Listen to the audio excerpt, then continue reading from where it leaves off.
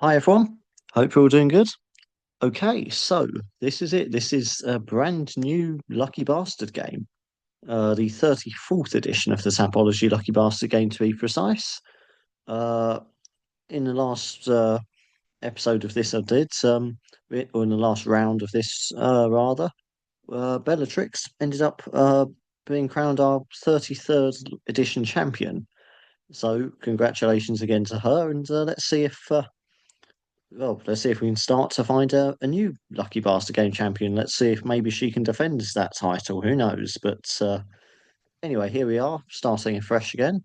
And we've got 43 new people uh, in it again. Some regulars, some new. But just run through those 43 names. They are A, laugh my ass off, a Nazy. Um, They are Baron von Rattus. Bellatrix, our reigning defending Lucky Bastard game champion. Good luck to her to defending her title. Boom Shakalaka, Calfoth, Kenhager Ruiz, C. Collins 44, Cheeseball, Chips Mac, uh, Cool Hand Puke, Costradamus, D1 D4 K10, Damien Handel 420, Dr. Maxis 2, El Guapo, who usually does some great commentary after the fights to really summarize the chaos of the events that have unfolded for the previous weekend. So thanks for your contributions; they're massively appreciated. Adds a bit of creative flair to the game.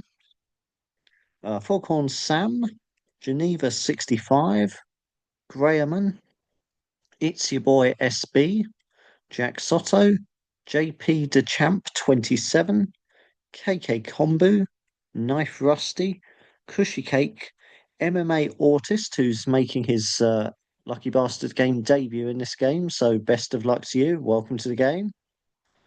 Mule Floyd, who as well he does some amazing breakdowns of the uh to work out the fight order of what the wheel has given us for the previous rounds. Really makes it a lot easier to follow on the night what exactly is unfolding before us. So thank you again for your contributions to the game. Piggy Bank, Rigno, Shat, CN6, Spockling, me, Steve Terry, the Dirty UFC Man, the Machine 204, who I believe this is also his Lucky Bastard game debut. So welcome to the game. Best of luck to you as well. The Matchmaker, the MMA historian, Tosh Trail, formerly Trail Allman, Trig Troz. Well, that's going to get confusing, is it? Tosh Trail Trig Troz. It's a tongue twister for you. Um, our only alliance in this game, the German alliance, still standing strong. Uber Industry, Vazke 88, and Ex-Con Chris. So they're uh, the users competing for this new Lucky Bastard game championship title, I suppose, if you want to call it that. And just want to say a massive thank you to everyone for taking part in it because it's you that really makes the games well exist really. Because if nobody wanted to play it, they wouldn't exist at all. But it's not only that, but also all the comments, the jokes, the that you leave in the game's thread as well. It really brings the game to life. So thank you to everyone for being a part of this. And for this first round, we have UFC Fight Night, the last one of 2025, the last one before UFC goes over to it Paramount Plus deal. And it's Brandon Royval versus Manel Cape. And for this one, um, the bookies have Manuel Cape as the favourites. Not quite sure why personally, because I've gone with Brandon Royval to win by a decision here. Um, yes, he's lost a couple of times. His last fight was against Joshua Van, who's obviously now the flyweight champion. So that's not a bad loss at all. But he's also got some uh wins, admittedly split decision wins, so very very close fights over Tatsuro Terra and Brandon Moreno. Um, he's got the experience of fighting flyweights elite that, in my opinion, Manel Cape simply doesn't have. Manel Cape has that knockout power. He's proven himself to be a threat in that regards multiple times over, but for my money, he just doesn't quite have the same fighters on his record that Brandon Royval does. So because of that, I'm going Brandon Royval for a decision win here. But of course, you're not here to listen to my rambling about who I think's going to win. Well, to be fair, if you've been watching enough of these videos, you kind of know what you're letting yourself in for because I will ramble anyway. But really, we're all here to get started with the draw, see who we're all being paired up with for tomorrow night's action. So let's get things started, shall we? It's A or A laugh my ass off an AZ. Let's see. First spin of the 34th edition.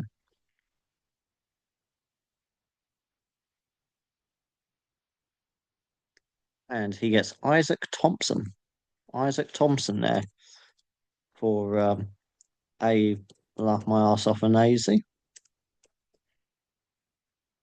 Uh, he's fighting Joanson Brito, who I've got to win by first round knockout. Um, let's start with Thompson, given he was the one that was drawn. He's making his UFC debut tomorrow night. Um, he's 6-2 in the LFA, and that's given the LFA is arguably the largest regional promotion or after the UFC in North America anyway, besides obviously PFL, who seem to be focusing on going around the world now rather than just sticking to the United States. Um, they are that's it's notable is what I'm basically trying to say there. So it's not as if he's full absolute no ones. He does have a decent regional background to set him off in the UFC. Coming into the UFC on a three-fight win streak from there, only 23 years old, but he's a little bit too inexperienced for me. It's only 9-2 in his MMA career, so it's still very early days, and he's got a lot of potential. But it's up against Johansson Brito, who 17-5 in his and one draw in his MMA career. It's just there's a huge gap in experience. I'm not sure if Isaac Thompson can overcome that. Johansson Brito's on a bit of a losing streak, admittedly, but if anything, that's just going to be motivation to get a win here as well. And that's what I'm expecting to do. First round knockout, I've gone for Johansson Brito because obviously he's potentially fighting for his job. You could look at it like that, especially if he loses three in a row, with the last one being to a debut. Since it's not a great look. So I'm going around Johansson Brito there, first round knockout. So I think A is going to need a lot of luck to get through this first round here. Okay, on to Baron von Rattus. Let's see who Baron von Rattus is being paired with. And he gets Stephen Asplund. Stephen Asplund there for Baron von Rattus. And, another one also making his UFC debut. So is his opponent. Oh no, no, he isn't actually. No, Sean Sharef actually lost his UFC debut rather, but still both very similar records. Stephen Asplund 6-1 in MMA, but notably, as I've said for Isaac Thompson, he's previously fought in the LFA. Asplund is 4-1 in the LFA. Coming into this, also has that win on the Contender Series, of course, which, to be fair, seems to be how everyone gets in these days. It's very rare that someone doesn't go through the Contender Series.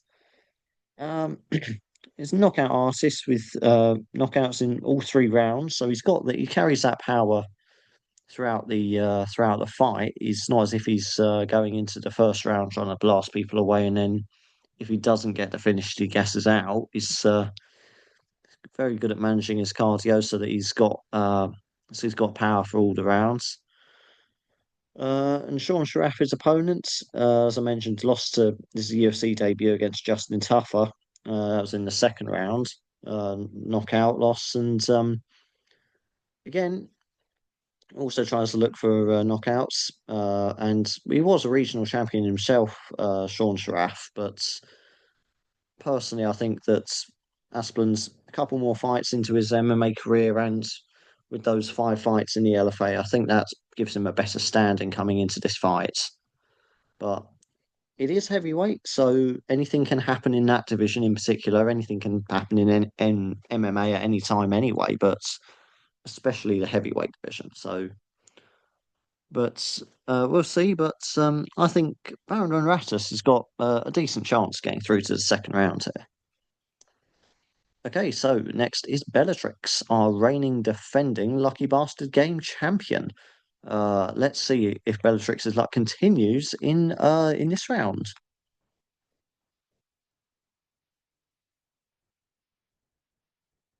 And she gets the main eventer, Brandon Royval. Brandon Royval there for Bellatrix. And as I've mentioned in my introduction, I think she's got a good chance, even though the bookies have Roy Vow as the underdog at plus 240. Um, I think he's got a great chance of beating Kate because he's fought and, in some cases, admittedly, beaten the elites of the division like Tatsuro Terra and Moreno.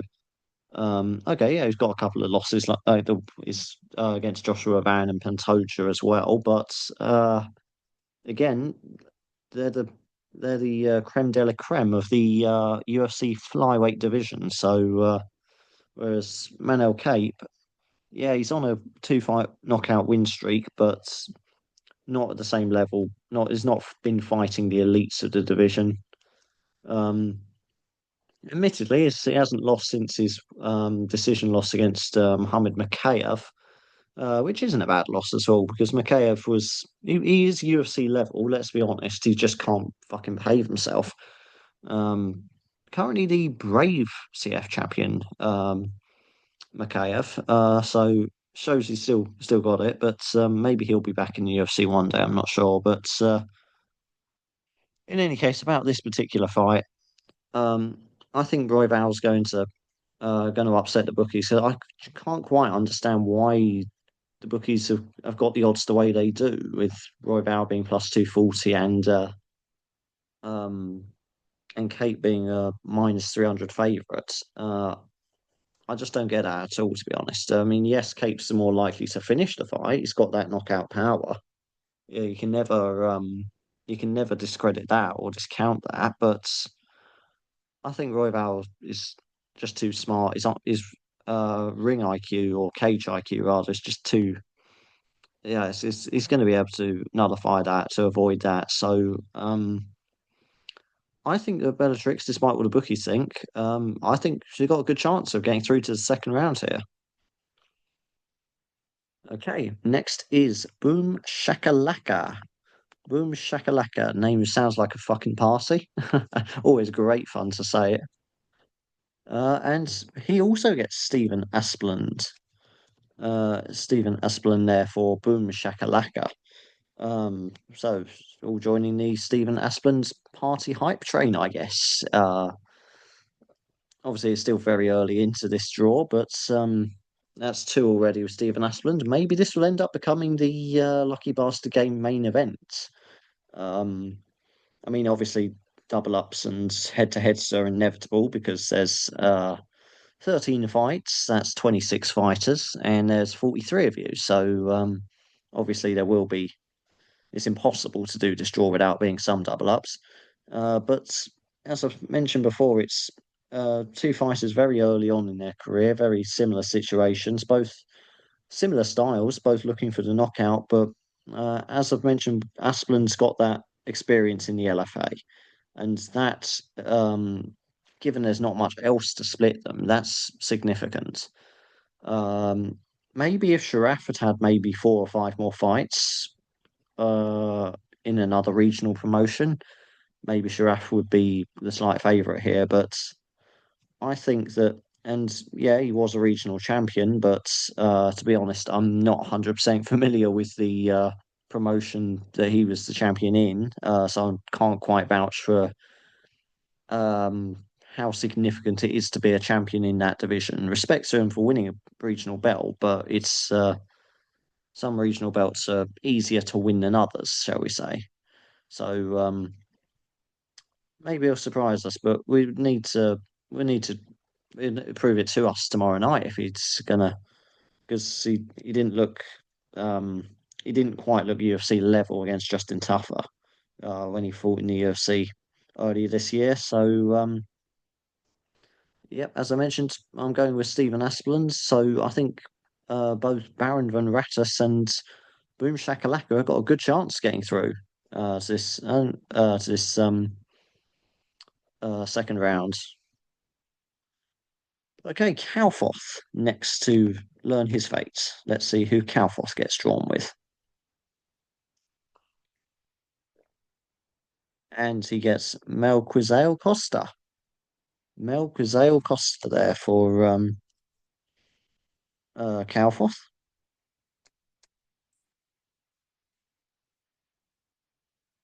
He's up against Morgan Charriere. Apologies if I butchered his pronunciation, but for this fight, I've gone with Costa for a decision win. He's a little bit more experience in the UFC. Charriere actually has more MMA fights under his belt. Charriere is 21, 11, and 1. So he's a bit of a veteran, really. He's only 30 years old, but he's already an MMA veteran in that regard. Miguel Costa's no rookie either. He's 24 and 7. And so both of these guys have got over 30 fights each. So there's going to be plenty of experience in that cage when these two meet. Um, but Costa just a little bit more in the UFC. He's 5 and 2 in the UFC compared to Morgan's 3 and 2. Morgan was 6 and 3 in Cage Warriors though, and that's a significant promotion. That's arguably the best in Europe. Definitely the best in the UK, no question about that. It just comes down to whether you rate KSW or Ares higher than Cage Warriors, but I personally prefer the Cage Warriors. But as for Costa though, is he doesn't feel like he's been in the UFC very long, only a couple of years or so. Still remember his debut very well on one of the cards where they went to Brazil, and I remember thinking he was just a guy from the LFA, which they were only borrowing him for that one event. I didn't think it'd actually get a foothold in the UFC. Well, fair play to him. He's proved me wrong. He's become a UFC staple now. Um, but that doesn't feel very long ago. So it seems like he's racked up those 7 UFC fights very quickly. Um, and very well rounded as well. Much more well rounded than I initially gave him credit for. He can win a fight by knockout, by submission. He does tend to look for submissions a little bit more in as we've seen recently, but he's very capable keeping it. If the fight stays standing, he can fight, trade, and win fights that way. It's not a problem for him at all. Can go the distance as well. He's proven that he can go 3 rounds quite comfortably. He's looking very good prospects, and yeah, he's still only 29. So again, he's quite young as well by MMA standards. He's still got at least another 5 years or so before he'd even think about declining. So, but we're only focusing on tomorrow, and tomorrow I think he's going to win by decision. So I think Halforth is going to be set up quite nicely for the second round. Well, you never know, but I think he is anyway. I think he'll be going through with Costa. Okay, Canhego Ruiz is next up. Let's see who Canhego Ruiz gets drawn with.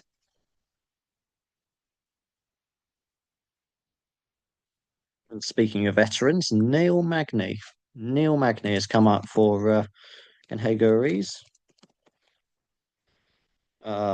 and not only a veteran, but a veteran who's on a very good win streak recently. Two finishes in his last 2 wins, 2 finishes in his last couple of fights.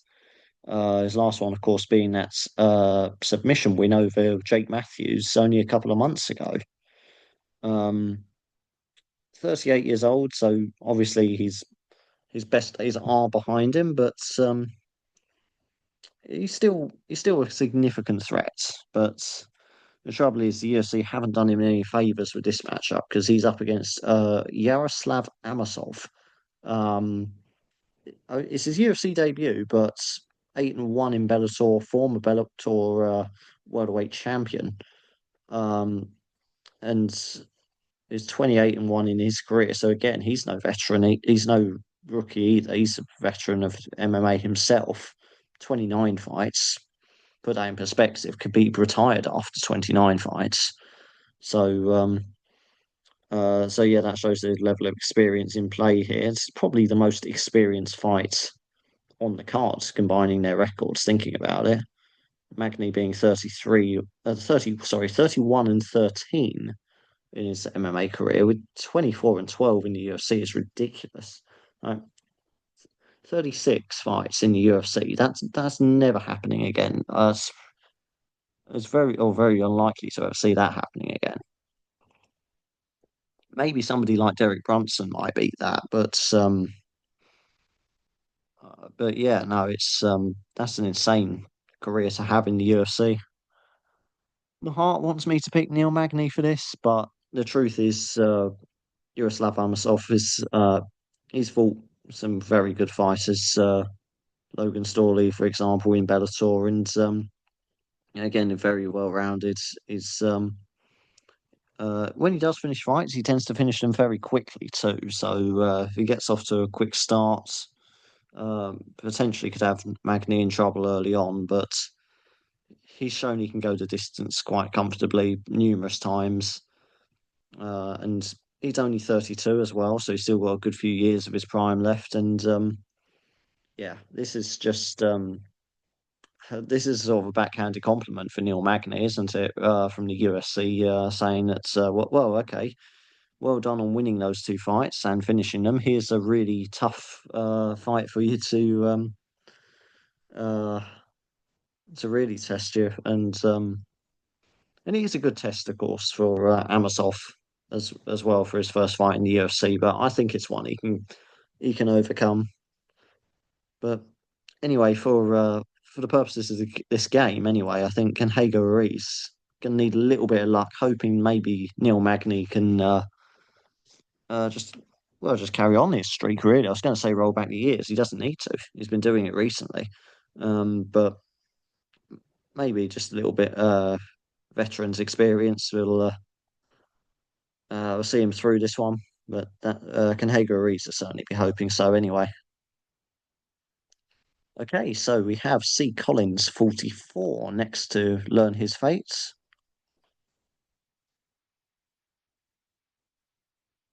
and he gets Giga Chikadze.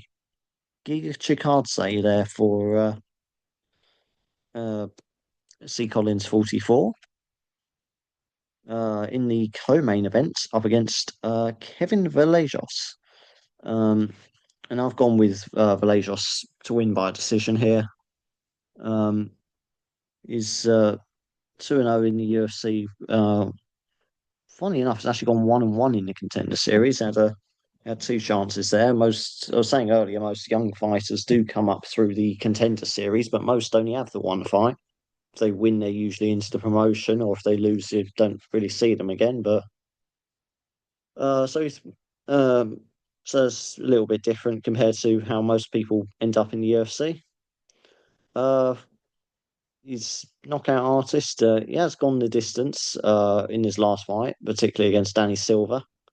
Um, but he does generally try and look for the finish, try and look for the knockout. I've gone with the reason I've gone with him for a decision simply because I just can't see Chikadze being finished by him. I think even though Um, Chikadze is He's on a little bit of a downturn, admittedly. He's on a two-fight losing streak, but they're against David Onama and Arnold Allen, so they're not bad losses. Um, but the trouble was he's not been the most active fighter. His last win was over 2 years ago now. And at 37, not getting any younger either. I think this just doesn't bode well for him, really. He hasn't got anything really going for him. And obviously, Velezos being younger at 24, it's 13-year difference. I think C. Collins 44 is going to need a lot of luck to get through here with Chikadze. But best of luck to you anyway. Let's see if he can get his first win in over 2 years. Next is Cheeseball. Let's see who Cheeseball gets paired with.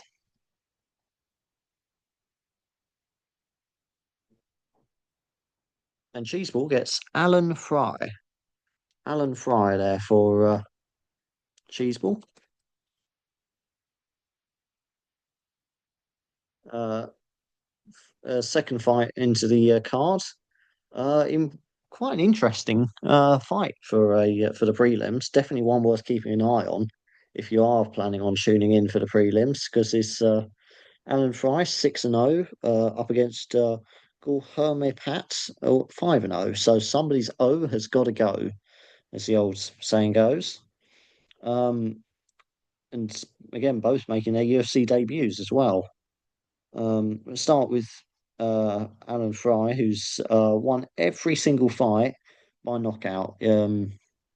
That's basically his career in a nutshell, really. There's not a whole lot to say about him, other than that every single fight he has had, or all six of them, sorry, have ended by him getting his hand raised after knocking his opponent out. So yeah, that's pretty much the career so far of Alan Fry. But with five fights, not a lot we can really read into him on. Not much more for his opponent, Gulmari Pats, who's he got one win in the LFA. But that's really his only noteworthy fights so far in his career. Again, mostly a knockout artist, but he has also gone the distance once, which uh, we don't know if that will show whether he can consistently um, keep the pace up for 3 rounds or not. But it's going the distance once is better than uh, well, someone like Fry, who's never gone the distance, so we don't know if Fry's got that stamina or not. But given they're both looking to fight, they both want to stand and bang. They're both looking to make an impression on their UFC debut. I've gone with Gulmeri Pat for a second round knockout. Although I will add, this is pretty much a 50-50 coin flip fight. I can't. I've gone with Pat simply based on his LFA win and the fact that he has um, gone the distance. But honestly, that's not much to split it. And as I mentioned earlier, heavyweight's the most unpredictable of all the weight classes. So it's anything can happen in that one. So anyone else who gets drawn into that fight, I genuinely don't think it really matters all that much which side of the fight you're on. Either way, you're gonna be in for a real 50-50 coin flip fight. So cheese ball, you got 50-50-ish chance, I reckon, of getting through. We'll just have to it just could be a case of whichever fighter lands the first fight, really. Lands the first punch, first blow, first significant fight blow anyway. So we'll see. 50-50 chance there for cheese ball, but it's not going to be a boring fight anyway, that's for sure. Okay, next up is Chimp Smack. Let's see who Chimp Smack is going to be drawn with.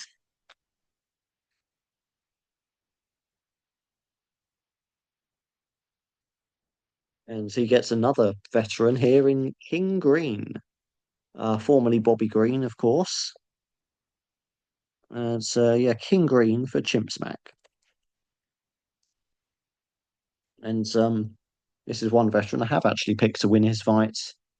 Normally fights at lightweight. This time he's fighting at 160-pound catch weight against Lance Gibson Jr. So it'd be interesting to see if those extra pounds give him a bit of an advantage. I think he's got the experience to really make those extra pounds count, to be honest.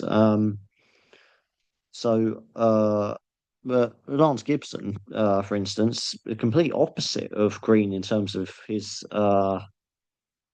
terms of the his experience.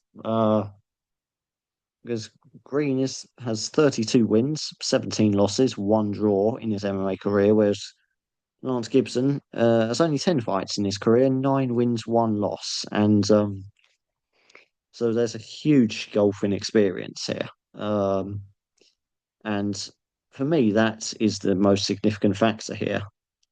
Um, I mean, Greens, I know I like reeling off the records of the various noteworthy promotions, such as the LFA, the Bellator, in some cases, for the ones that are still, I was going to say, that's been a couple of years now, hasn't it, since Bellator died? But King Green's been has a 4-1 record in Strikeforce. That's how long ago he's been fighting. He's been fighting since Strikeforce were a serious rival to the UFC. Had a fight in uh, Affliction MMA. That footnote in MMA history, a very interesting footnote. That's a rabbit hole if you ever want to go down one. Uh, had Fedor on their roster at one point. Anyway, as into the present. Anyway, I think King Green's going to win by decision here, simply because even though he's 39 now, he's past his prime for sure, but yeah, it's I think it's just far too experienced. And I just can't see how Gibson's going to overcome that experience. Even though, yeah, King Green has lost the last couple of fights, he's still, um, I say, still got all that wealth of knowledge and experience behind him. I can't see Gibson overcoming that, despite being only 30, despite his youth. That's just a bit too green for me. So, a bit too green against King Green. So, I reckon he's going to win. Maybe that's my heart talking. I don't know, but I think Chimps Max got a very good chance of getting through to the second round here. Okay, so Cool Hand Puke next to learn his fate. So let's see who Cool Hand Puke gets paired with,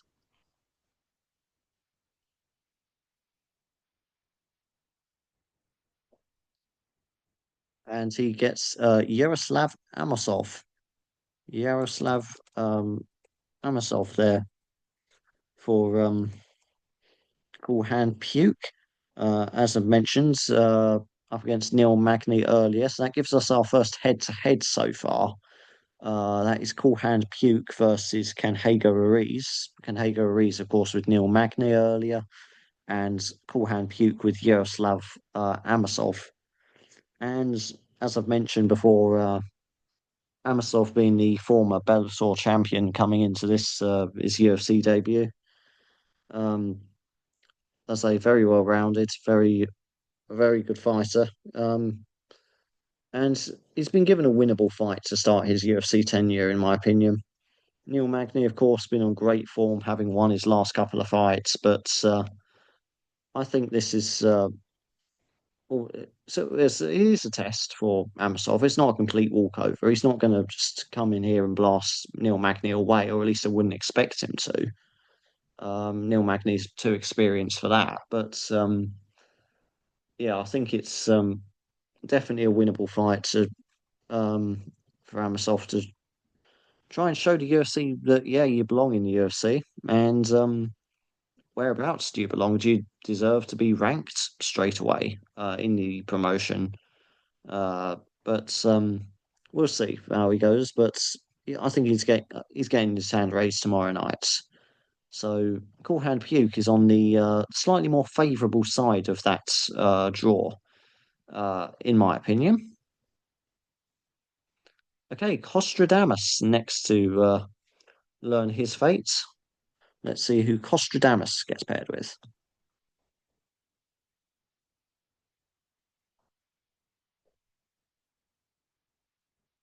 and he gets Melissa Croden. Melissa Croden there for Costradamus, and she only fought last month. Um, very quick turnaround. Obviously, won the fight last time, and that was her UFC debut as well. 2-1 in the LFA before that. I only remember her because I remember thinking she was going to lose that. I remember doing. She came up a couple of times when she was last in the Lucky Bastard game about a month ago, and I remember thinking that she was going to lose her debut, but again, proved me wrong, made me look like a right old tit, and well, looking to go 2-0 in the promotion. But again, this time I'm still going to say, despite you proving me wrong last time, I think that Luana Santos will beat Melissa Croden. I was wrong last time about Croden, and but I, I'm I've got a lot more faith in Luana Santos. Um, she's had 5 fights in the promotion already, 4-1. Again, also 2-1 in the LFAs. A lot of fighters have come from the LFA to the UFC. They hope the UFC, the UFC are looking after LFA in some regard because I don't think the UFC would have a roster at this point if it wasn't for the LFA. Um, it's Anyway, so Lana Santos, she's comfortable going the distance, although she does look to finish fights by submission before then. Given how good Croden looked, I don't think she's going to get caught um, in the fight. You do well to stop her early, but I still think that over the distance, Santos is going to get her hand raised at the end of it. So obviously, Costradamus is going to be hoping that Melissa Croden once again proves me wrong, makes it that I go 0-2 in my predictions with her. Uh, but we'll see. Again, we'll and obviously if she does win, then obviously I'm going to have to really reevaluate my position on her. I'll have to really go through and rewatch the UFC fights, watch over her LFA fights, really have a think about whether my opinion matches reality. But anyway, best of luck to Costradamus anyway. All right, D1 D4K10 is next to Face the Wheel. Wonder what inspired that username. Uh, well, I have no fucking clue how to pronounce this one, but that is Sir Zere Oleksiujiuk. I apologize to every Polish guy watching this, if there are any Polish guys watching this, because I mean, most of my videos only get maybe like 5 views anyway. Which to be fair is about five more than I'd expect uh, to get. But apologies to anyone, and of course apologies to Cesare. I'm not even sure if I pronounced your first name right.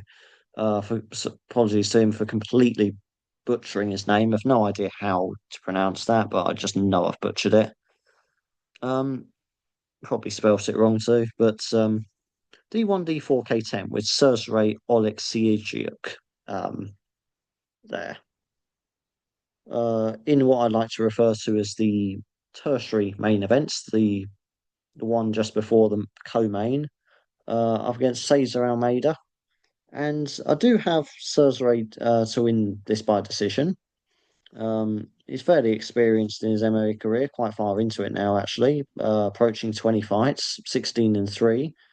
This is his UFC debut, so it's his first time seeing him in the octagon, or at least the UFC octagon, having come through the Contender Series by knockout. Um, and that's what he's done for most of his career. He's a knockout artist, but uh, again, he's got experience on the ground too. Can go the distance. He seems fairly well rounded. Um, it's certainly a little bit more experienced overall than Cesar Almeida, anyway. Almeida's only 7-1 in his MMA career so far, so he's still a bit of a rookie. Cesare's, as I said, approaching 20 fights, and Almeida's only approaching 10 fights so far. Almeida does have the superior UFC experience, 3-1 in the promotion.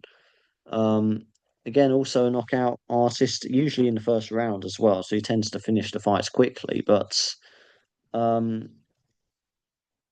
I don't know. I just don't know if he can overcome that sheer golfing experience that Cesare brings uh, into this fight.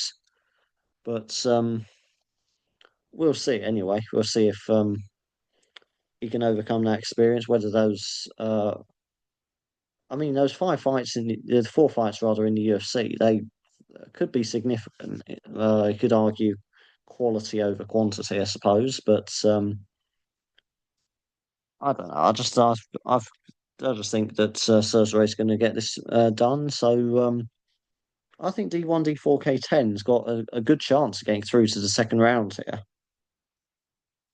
Okay, Damien Handel 420 is next to learn his fates. Let's see what the wheel's got in store for the duck.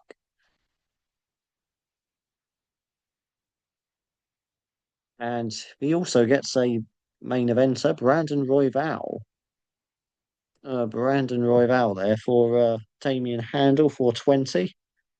As of as mentioned earlier, when our defending champion Bellatrix also got drawn with Brandon Royval, so that's both Damien Handel and Bellatrix on the Brandon Royval hype train.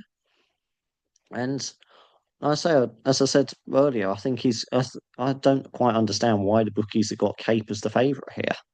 I think Royval's going to get it done. I think because he's fought the better fighters, in my opinion. He's been in there with Terra and Moreno and Van and Pantoja. Van, of course, the champion now. Pantoja, former champion. Moreno, former champion. Um, so there's he's been fighting the elites of the flyweight division, and even though Cape has more draw power, I suppose, for the more casual MMA fan with his knockouts and this. But I don't think skill wise he's quite at the same level as Royval. Um, we'll learn a lot about him in this fight tomorrow, see where he really stands. But I don't think he can. I don't think he can get a win here. I think Royval's going to win a very dominant, unanimous decision here uh, against Cape. Cape might have a little bit of success earlier on, I reckon, but I just can't see him uh, winning the fight, to be honest. But anyway, that's good news for Damien Handel 420 and our defending champion, Bellatrix. They'll be hoping that my prediction's right and the bookies are wrong. But and maybe the bookies know something we don't. Maybe a secret injury or something like that. Who knows?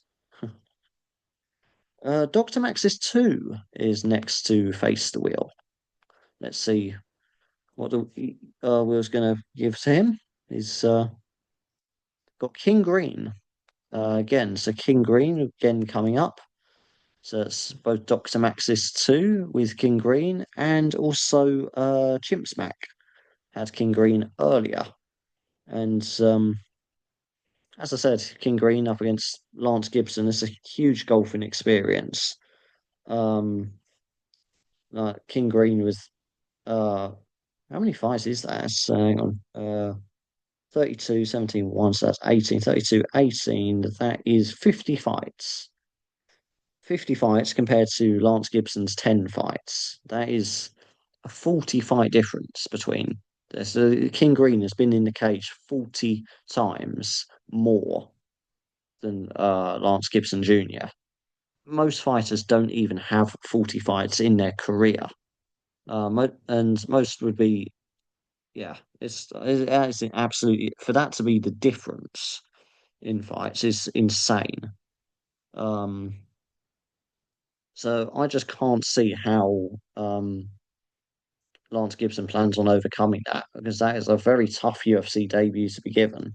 Yes, he was great in Bellator, 5-1 over there.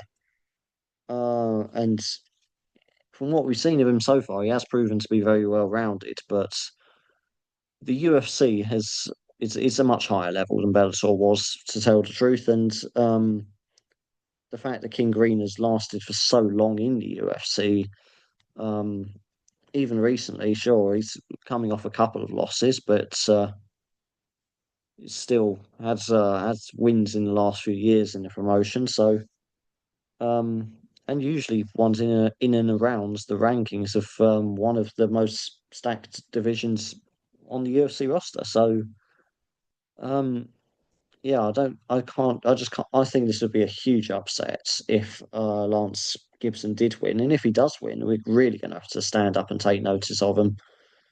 But I just can't see that happening. So I think that both Chimps Mac and Dr. Maxis too, they can look forward to their place in the second round.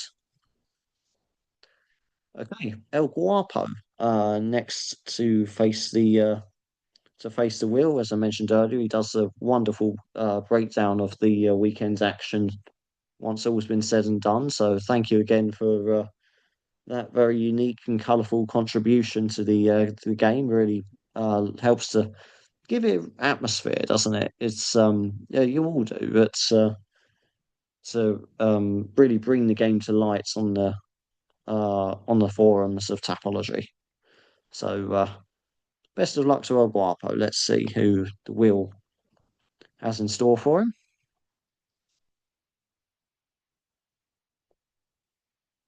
And he gets Manel Cape. Manel Cape there for uh, El Guapo. So that's obviously in the main event again. Um, gives us head to head. So it's now 2v1. So at the moment, it's looking like maybe that the main event could be our Lucky Bastard game main event, as that's now El Guapo with Manel Cape up against who else was it? Is Damien Handel and Bellatrix, who both have Brandon Royval. So as I mentioned, Cape, yep, he's got the knockout power. He's again fairly experienced, but in his MMA career, coming on to nearly 30 fights now. Um, actually a little bit more experienced than Royval, but only by a few fights. But still, I think the quality of the opposition that Royval has faced in the UFC, three former champions, and yeah, and as I say, beaten one of them too as well. It's yes, were close fights, but he still got the win. Um, I just don't think Manel Cape is on the same level as the likes of Van Toja, Moreno, Terra. Um, so yeah, I think I'm sticking with that opinion. I still think that despite being the bookies' underdog, Brandon Royval will be getting it done tomorrow night. So we'll see. We'll have a look. But fair play to Manel Cape if he does manage to win, particularly if he does, he's going to have to do it by knockout, I reckon, because I can't see any scenario where it's gone the distance and I'm left thinking that yeah, Cape's going to get his hand raised because that just doesn't really. I can't see that. I just can't see that happening at all. To be honest, that just doesn't compute. Um, so yeah, maybe Aguapo might need a little bit of luck in my opinion, but maybe he'll be hoping the bookies are right about how they've set their odds for that one.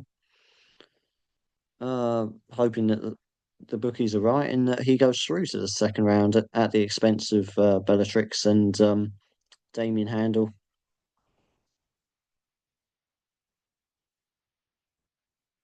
Okay, so now we move on to Foghorn Sam.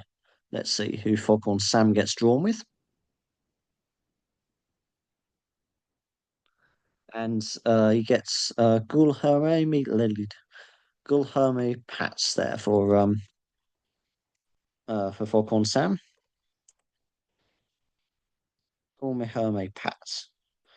And as I've mentioned earlier, that is the 50-50 coin flip fight that Cheeseball was also involved with. Cheeseball being on the other end of it, Alan Fry, of course. Um, so Cheeseball versus Foghorn Sam for this head to head.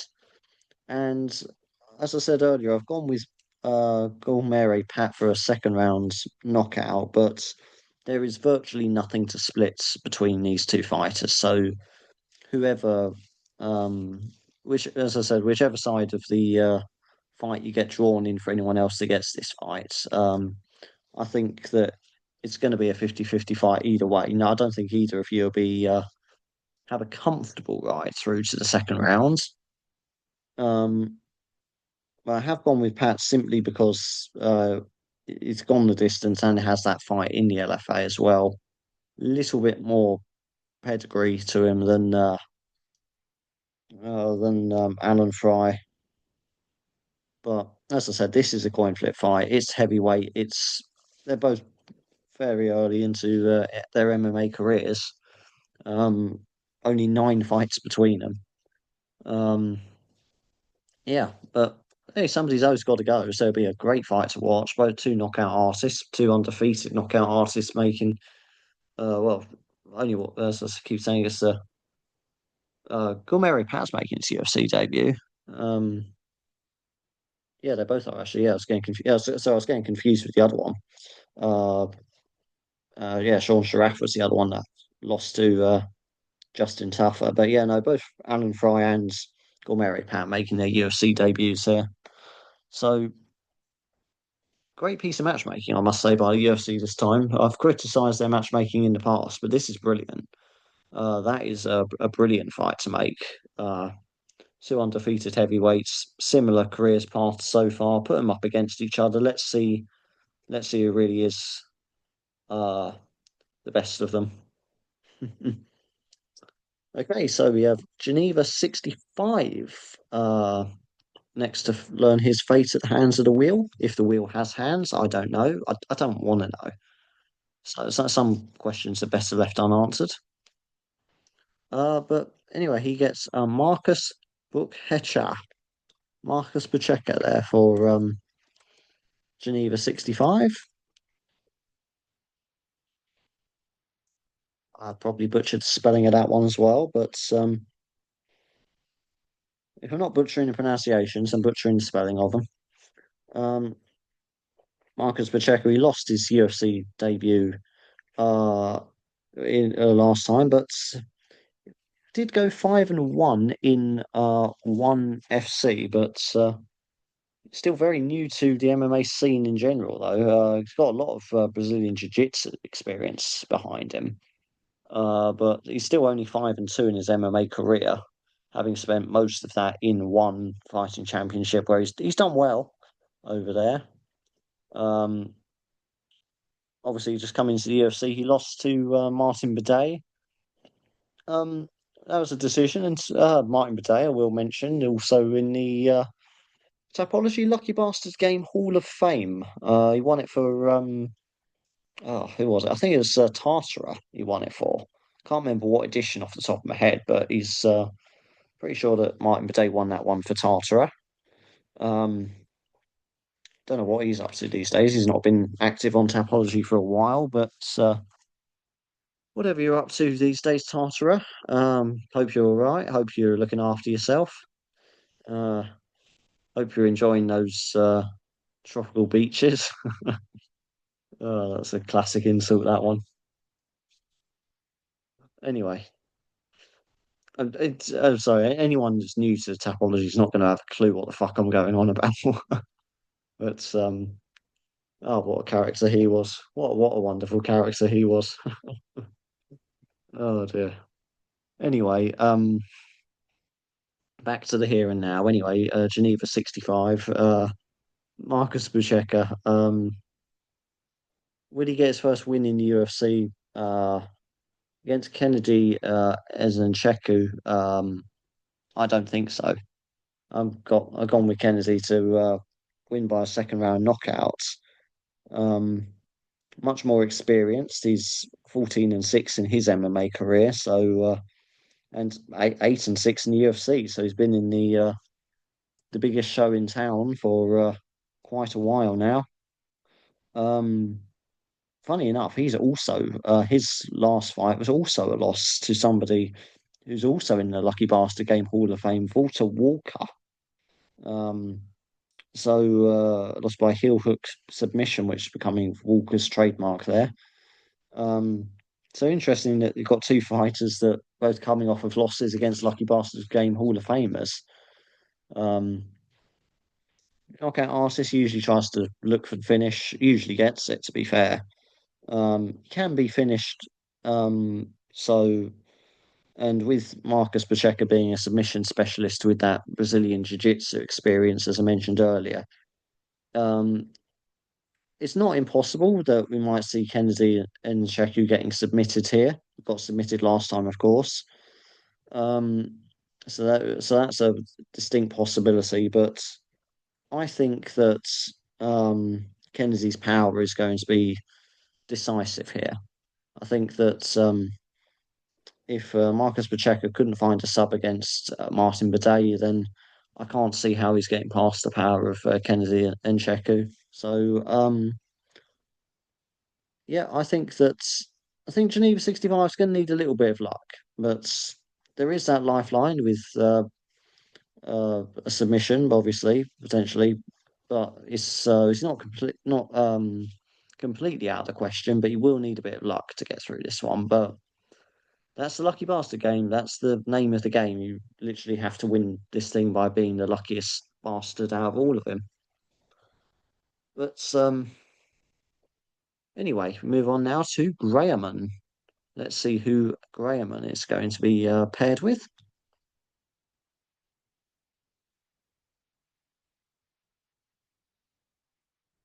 And that's another one for the Brandon Royval hype train. Brandon Royval there for Grahamon. So that is, I think, now 3v1 in the main event with Bellatrix, Damien Handel, and now Grahamon, all with Brandon Royval. And El Guapo with Manel Cape. So that's a 3v1 for our main event, which at the moment is shaping up to be the Lucky Bastard game main event too. Um, and there's only so many times I can say this, really, but the quality of the opposition that Royval has beaten is, in my opinion, superior to Cape's level. So again, I don't quite get why the bookies have Manel Cape as such a high favourite for this. Is it just because he's a knockout artist? Is it just that they're counting on him to win by knockout against Brandon Royval, who is very hard to stop? They've been in there with the best the flyweight has to offer, and win or lose has almost always gone the distance. So I think the bookies have fucked this one up. But I just think that like I say, the opposition Royval's been in there with and beaten in some cases is just at another level compared to Manel Cade. So I think yeah, who is it? It's Graham and Damien Handel and Bellatrix. I think they can look forward to their place in the next round. Okay, so moving on now to It's Your Boy SB. Let's see who It's Your Boy SB gets paired with. Let's see, another one for Brandon Royval. Oh, nope, it's the young lady who proved me wrong last time, Melissa Croden. Melissa Croden there for It's Your Boy SB. Melissa Croden. Uh, there's two now with Melissa Croden. Costradamus, of course, drawn with her earlier. Um, Up against Luana Santos, who I know she proved me wrong last time, but I think Luana Santos will be the one to beat Melissa Croden in the UFC. Um, I think it's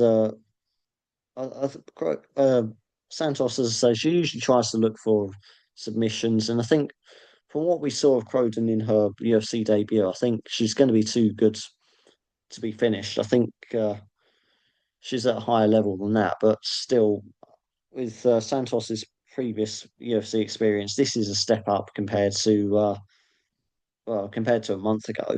Um, and I will give massive respect for Croden for turning around so quickly because that is one thing I do like to see in fighters. I do like to see fighters that are active, that keep themselves busy. I'm not saying fighters need to throw themselves in the cage every month, but Um, Barring absolute wars and, of course, injuries, MMA fighters should be fighting, I'd say, at least 3 times a year. That's, I don't think, is unreasonable. Obviously, less than that, as if you've been in an absolute war where you've taken a lot of damage, or if you suffer an injury or something, then obviously that's understandable. But to be slightly less active. But when fighters are winning fights, especially, and they're not taking much damage in those fights, it's great to see them get back in there soon, keep that momentum going. If you're if you're healthy, why not get in there as often as you can, gain the experience, climb the rankings faster. So if Melissa Grodin's going to be like that and stay active and fight regularly when she can, then fair play to her. Gonna she's gonna really win me over as a fan of hers if she carries on that way. Um, and I suppose now that we've got two people on her side for this game, I suppose I've got to be rooting for her now, haven't I? Got to be assuming nobody gets paired with Luana Santos anyway. But even though I think she's going to lose this time, good luck to you, Melissa. And let's see if you can prove me wrong the second time. Okay, so move on to Jack Soto. Jack Soto about to discover his fate.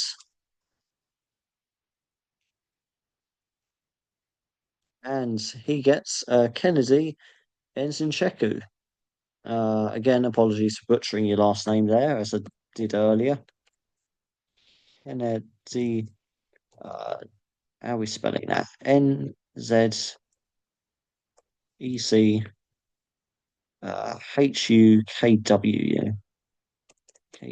KWU. Please try and spell your name right, even if I can't pronounce it. Anyway, uh, as I've mentioned, I think he's going to win against Marcus Pacheca.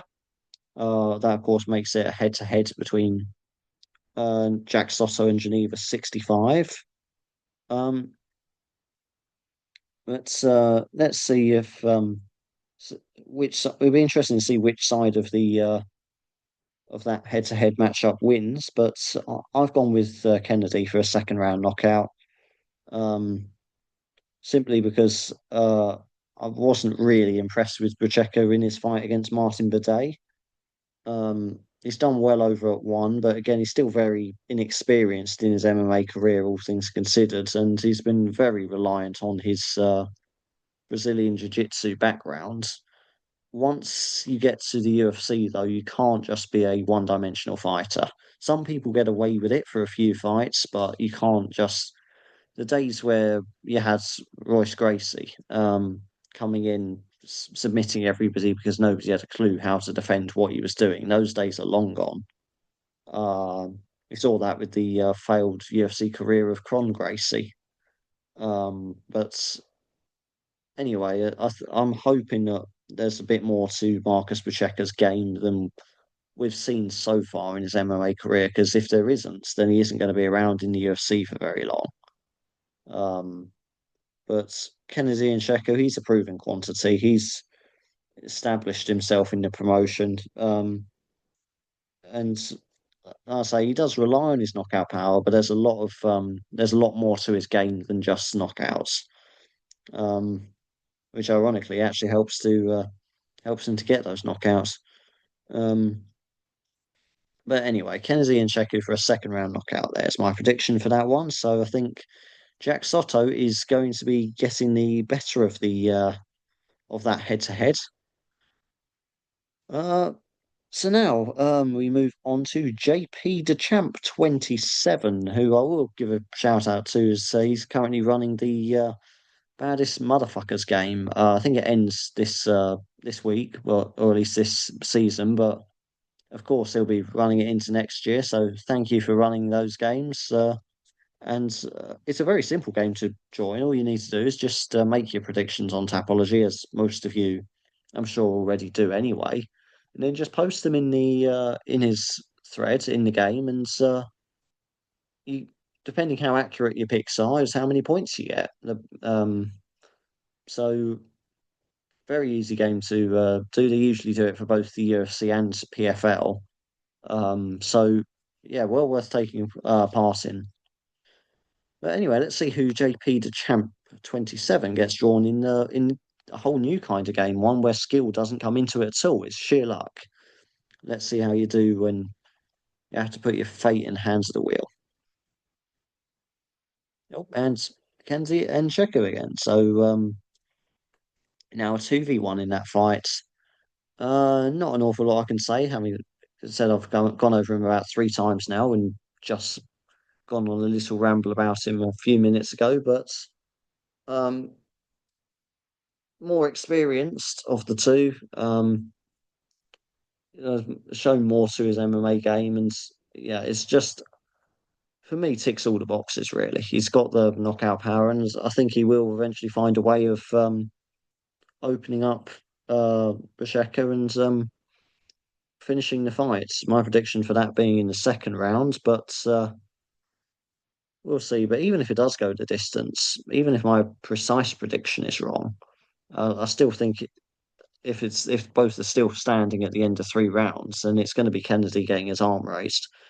So I think that yeah, JP to Champ 27 can look forward to his place in the next round, as long as Pacheco, of course, doesn't find a submission, which is a risk given Kennedy was submitted last time. But if anything, given he lost his last fight by submission with a heel hook against Walter Walker, you think that in preparation for this fight, they've been drilling the ground game a lot more than they might have in previous fight camps.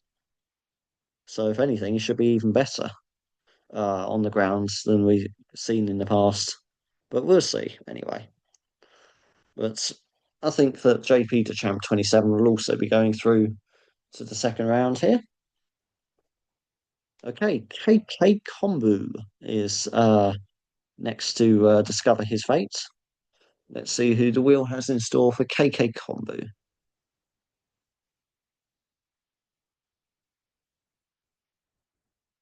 And he gets Jamie Lynn Horth.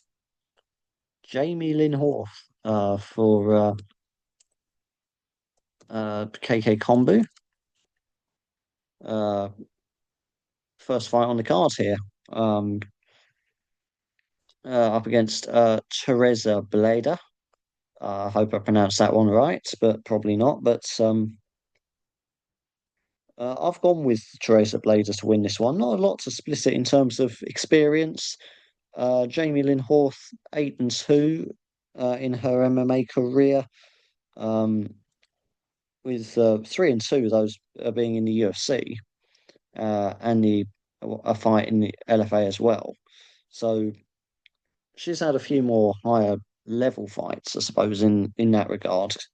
Whereas Teresa Bleda, 7-1 in her MMA career, 1-1 in the UFC. Had a fight on a contender series as well. But all in all, not really a huge amount to split between the two of them, other than the difference in their UFC fights, which Jamie Lynn Horth has the advantage in that sense. Um, but Teresa Bleda has well-rounded and she's been in great form recently. Her last loss wasn't she hasn't lost for 3 years now. And that was up against Natalia Silva, who's also gone on and established herself in the women's flyweight division. So, uh, yes, and that's not a bad loss at all, really. It's I think it's even though Jamie Lynn Horth has the slightly better, slightly more UFC experience, I think that Blader's recent run of form is going to be significant. It can't be ruled out. So I've gone with Blader for a decision win. But this is a very close fight, though. This is again another almost a coin flip fight. So KK Kombu in with what I'd consider to be about 50-50 chance of getting through to the second round. Okay, so we move on now to Knife Rusty. Let's see who Knife Rusty is going to be given by the wheel. And Knife Rusty gets Giga Chikadze. Uh, C. Collins 44 was drawn as Giga Chikadze earlier. Obviously, in the co-main event up against Kevin Vallejos. And to be honest, I think that Chikadze is going to need to do a lot to get a win here.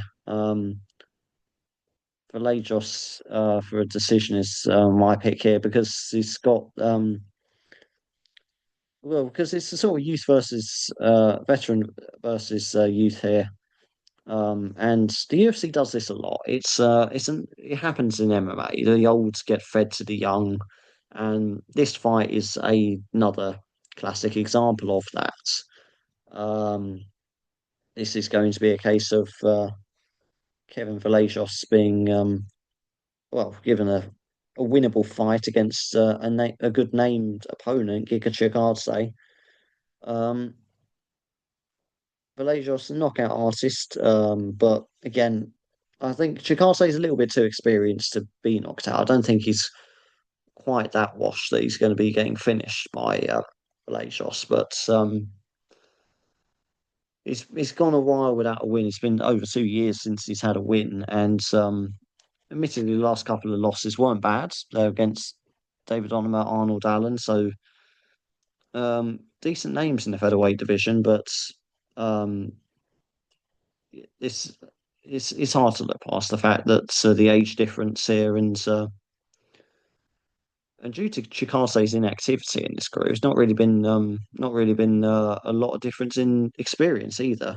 Vallejos already having 17 fights to in his career, 16 and one, with Chikase on 20 fights, 15 and five. Um, so Vallejos, despite being a prospect, also comes into this with a better record too. Um, I think it's going to be a very tough night for Chika Kitadze, and could be a long night for Knife Rusty, and of course C Collins 44 earlier as well. Okay, so Cushy Cake now. Let's see who Cushy Cake gets drawn with.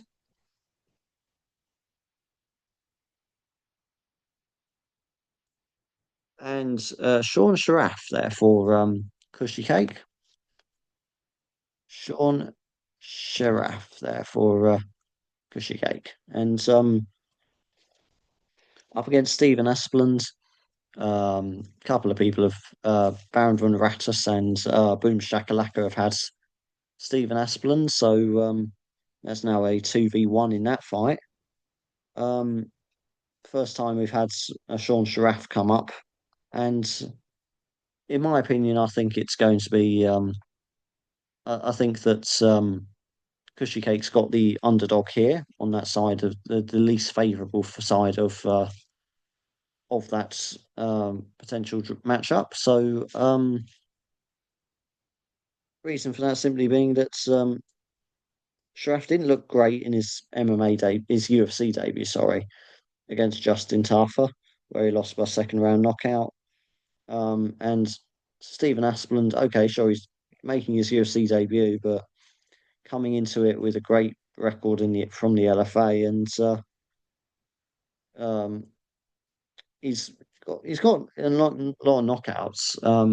But the thing that's impressive about him as well is how spread out those knockouts are as well.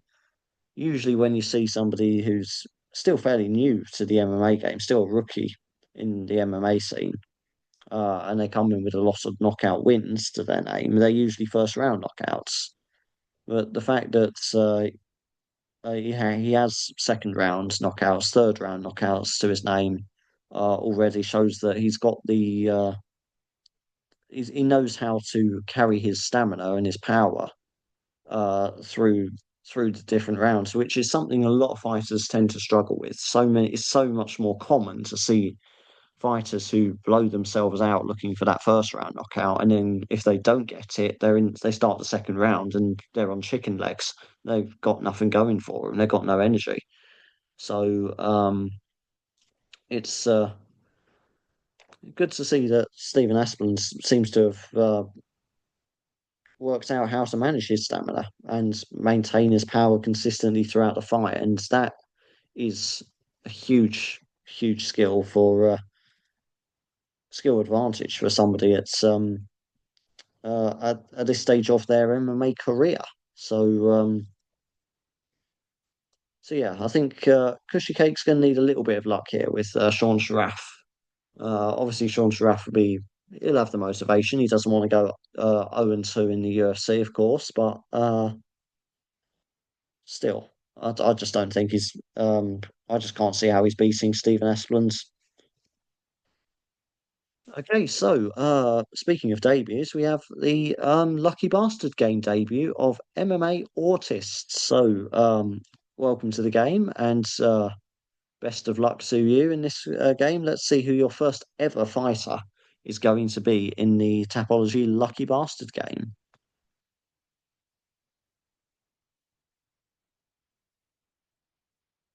And he gets Yaroslav Amosov. Yaroslav Amosov there for MMA Autist. First ever fighter in this game. I'm sure, hopefully, the first of many. And um, as I mentioned, this former Bellator champion making his UFC debut against Neil Magny. A tough debut. Neil Magny's coming off a two-fight win streak here and a veteran with tons of UFC experience, but uh, Amosov is he's the real deal. He's very experienced himself.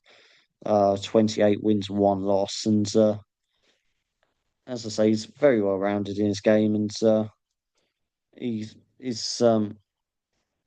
I don't think the experience difference is going to be significant enough. Maybe if Amosov had had 10 less fights than he does, or wasn't a former Bellator champion, then I might be tempted to go with Neil Magny. My heart's tempting to go with Neil Magny, but um, the UFC have got a real talent on their hands, and they know it, and they want to give him a good test, but also at the same time give him a winnable fight. And I suppose if you're looking at matchmaking from that point of view, Neil Magny is a perfect opponent for Amosov.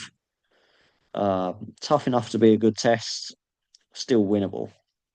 Um, so yeah, I think the MMA Autist is going to be going to have a very good chance getting through to the second round on his first attempts in the game.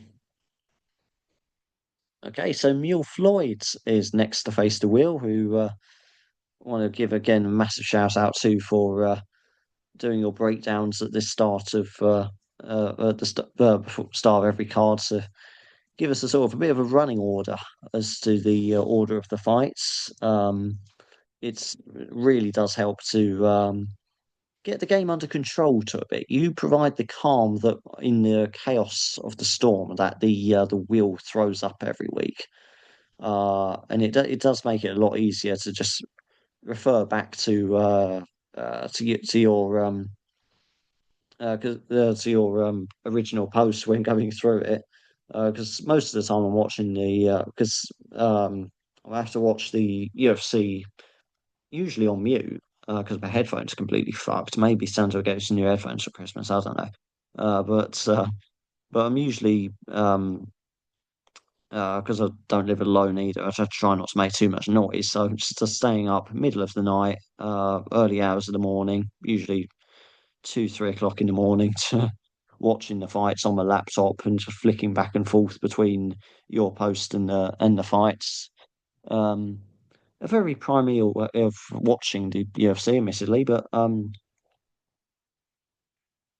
it's always great fun, and I'm sure many others will do something similar, like to refer back to your one to see what's at stake in the next fight in terms of this game. So thanks for doing that, and yeah, good luck to you. Let's see who you're going to get paired with. Let's see, your fighter is Melissa Croden. Melissa Croden, the Melissa Croden there for you, Mule Floyd. You can spell her name right. Um, come up a few times now, and maybe she'll prove me wrong again by winning for you, but as I've mentioned, I've gone with Luana Santos by decision. Santos usually tries to finish by sub, but I think Croden's proven herself to be too good to get subs by somebody like Santos. But she's got that previous. She, she's much more established in the UFC than her McCroden's previous opponent was. So this is a step up, and yes, Croden did look better than I gave her credit for in that last fight, but a month isn't a. It's great to see her being active, but it isn't an awful lot to improve in that month. So I think we're going to be seeing pretty much the same version of Croden we saw in that last fight a month ago. And if that is the case, well, then it's going to be. I don't see how that version of Croden beats Santos, but good luck to you anyway, because I don't think anyone's come up with Luana Santos yet. I'm starting to lose track of it already.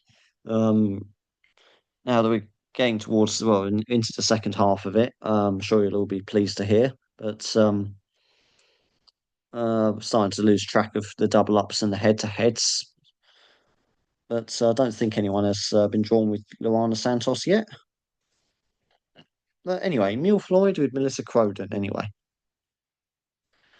Piggy Bank is next to Discover His Fate. Let's see who what the wheel has got in store for Piggy Bank. And Manel Cape there for piggy bank. So that's, I think, I've lost the plot here a bit, but I think that is now a 3v2, three being for Roy Val, two for Cape in the main event, which looking like that will be our Lucky Bastard Game main event as well. Um, so obviously, Cape, as I've mentioned numerous times, that he's the bookie's favourite, but I don't quite understand how, unless they seem to be confident that Cape gets the knockout win, which is the only way I can see him beating Roy Val. But even then, I don't think that's likely. I think that the fighters Roy Val's been in there with are just can't be ignored. The quality that they have is just too good to be ignored, and a higher level than Cape is at. That's for sure. So I think that Cape going to be a bit out of his depth in this fight, if I'm being completely honest. But we'll see. We'll see how it all turns out on the night. It's MMA. Anything can happen. Next is Rigno. Let's see who Rigno gets drawn with. Uh, what the wheel's got in store for him. And Rigno gets Melchizedek Costa. Melchizedek Costa for Rigno. Up against Morgan Charriere. Um, as I mentioned earlier, it's I've gone with Costa to win by decision. Very well rounded. Very he does tend to look for a submission win if possible, but he's more than capable of if the fight stays standing. And got the stamina to go over 3 rounds too as well. Still very young as well, only 29. Not sure how significant that last stat would be given Morgan's only 30 himself, but uh, Morgan again, similar UFC records, not a hell of a lot in it. Morgan's 3-2 in the UFC, Costa being 5-2 in the UFC. But Morgan does have those 9 fights in Cage Warriors, and that can't be discounted. That is very impressive. Even though it's not the prettiest looking record, 6-3, it's part of it. I'm going to be completely honest. I think part of it is that part of those 3 losses is the fact that he's French. And I don't mean that in terms of that's the French are worse fighters at all. What I mean by that is Cage Warriors being a British promotion, they do sometimes match up English fighters against foreign opponents to try and give English fighters a bit of a win. They do certainly tend to favour English fighters in their matchmaking. Um, so a couple of those losses, at least, you could probably chalk up to a bit of slightly unfair matchmaking potentially. I'd have to go back over his record and double check that, but being my that's my suspicion anyway. But so I think to an extent we can. It's what I'm trying to say is because of that, it's not as bad a record as it looks. He's not had the only reason he's got those losses, or at least some of those losses, could be because of being matched slightly beyond his skill level. But um, but anyway, in the here and now, we're up against Costa, and Costa is, in my opinion, this is, I suppose, an example of what I'm talking about, really, because again, I think this is it's not a completely unfair matchup, but it's one where I think Costa is a slight level above Morgan Charrier, and I'm wondering why he's fighting Costa and not somebody else. So it's not he's not going to be completely out of his depth, but it's not exactly. I suppose if you're trying to make a match make from a point of view as making as many 50-50 or 60-40% fights as possible, um, you wouldn't match these two up. So I think um, because of that Costa have just been a level above, I think that to an extent, Charrier's record looks a bit worse than it is. And to be fair to Morgan, he takes those fights. Um, he doesn't duck anyone. So fair play to him for that. But I think this is going to be another loss on his record against Costa. Okay, so Shat next to face the wheel. Let's see who Shat gets drawn with. Let's see who what the wheel's got in store for him. He gets Joe Anderson Brito. Joe Anderson. What's going on with my screen share? Diddly doo. Oh, Joe Anderson Brito for Shat. I think it's the first time Joe Anderson Brito's come up in this video so far. Um, I think we had A with Isaac Thompson. I think it was A. Let me just double check that. Yep, A. Memory still serves me with Isaac Thompson. But as I mentioned, this is talking about bad matchups. This isn't a great one. Joanne Brito for first round knockouts, my prediction. And Brito 17-5-1 in his MMA career, 5-3 in the UFC. So 8 fights in the UFC against someone making his UFC debut.